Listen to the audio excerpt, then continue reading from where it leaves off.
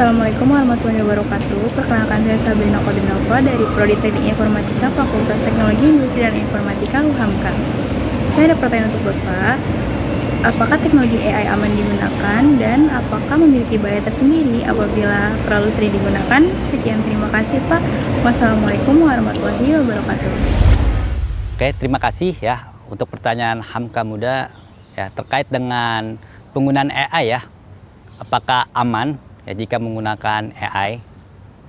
Nah, dari pertanyaan tersebut ya, bahwa kita harus tahu dulu nih dari konsep AI itu sendiri ya. Sebelum saya masuk ya atau membahas ya terkait apakah aman atau tidak ya dalam menggunakan AI. Nah, perlu diketahui bahwa AI itu atau artificial intelligence ya merupakan kecerdasan buatan ya. Jadi sudah banyak ya bidang-bidang tertentu atau sektor-sektor tertentu ya, baik itu di industri atau lembaga dan sebagainya ya, sudah banyak yang menggunakan AI. Umumnya ya, secara konsep dasar AI itu terbagi dari beberapa bagian ya.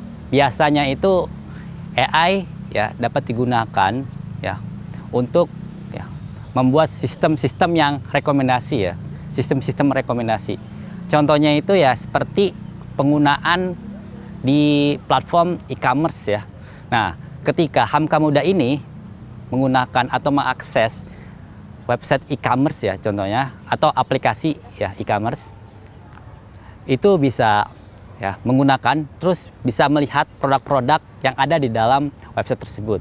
Lalu ketika HAMKA Muda ini ya balik lagi berkunjung ke platform tersebut ya, ke aplikasi atau ke website ya. Nah, ketika berkunjung kembali maka akan disuguhkan ya konten-konten yang sudah pernah diakses sebelumnya oleh HAMKA Muda tersebut ya. Contohnya sebelumnya sudah pernah mengakses ya produk-produk yang terkait dengan sport ya, olahraga. Nah, ini ketika berkunjung kembali maka sistem tersebut ya yang sudah didukung dengan teknologi AI itu akan memberikan rekomendasi-rekomendasi ya, konten-kontennya itu akan disesuaikan berdasarkan ketertarikan ya, atau juga bisa berdasarkan profil, minat dan sebagainya ya. Jadi ya AI ini secara otomatis bisa menyesuaikan itu.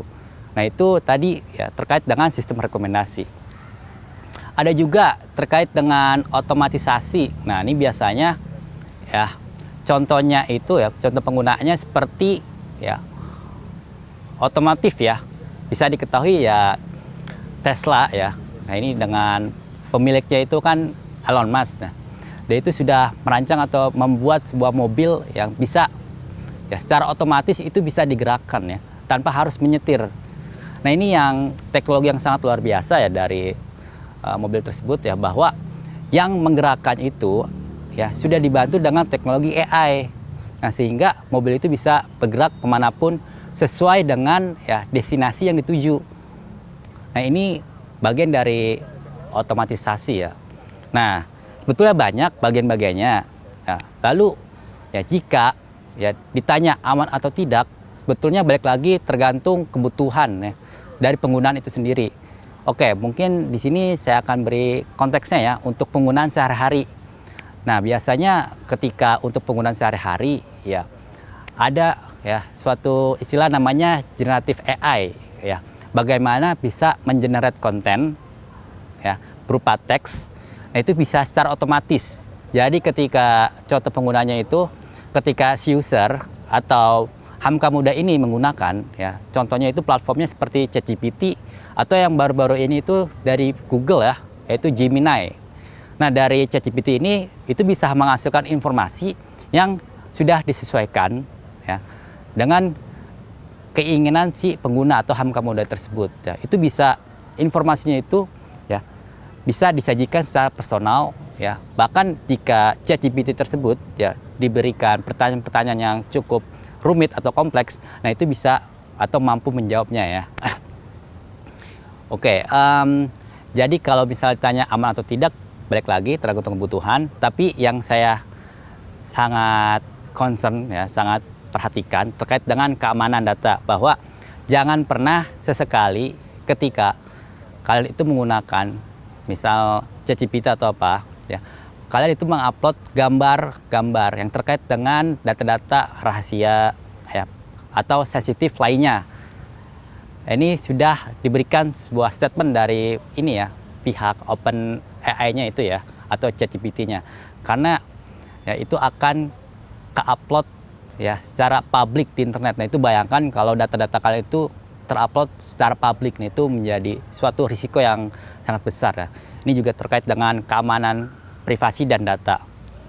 Jadi balik lagi ya, kita harus aware, kita harus peduli dengan keamanan data dan informasi. Kita harus tahu ya bagaimana cara mengamankan data kita sendiri. Oke, terkait konteksnya ini adalah penggunaan AI. Ya, jangan pernah sekali itu mengupload data-data ya di platform AI lainnya seperti itu ya. Apalagi yang data-data bersifat sensitif dan rahasia. Jadi berdasarkan dari beberapa pertanyaan ya yang sudah disampaikan dari Buya Hamka ya. Tadi ada beberapa pertanyaan. Nah, kalau saya rangkum ya, dimulai dari media sosial ya. Lalu lanjut lagi ya, misalnya terkait dengan AI dan sebagainya. Jadi di dunia ya, di era teknologi sekarang ini itu sudah semakin berkembang dan sangat pesat ya. Jadi kalau pesan dari saya, sebetulnya teknologi itu hanya semacam tools yang bisa membantu atau mempermudah pekerjaan manusia itu agar bisa lebih efisien dan efektif ya. Tergantung konteks penggunanya seperti apa. Tapi yang perlu ditekankan adalah bagaimana kita aware, peduli terhadap keamanan, terutama data pribadi yang bersifat rahasia dan sensitif. Oleh karena itu, edukasi itu perlu ya dan penting ya.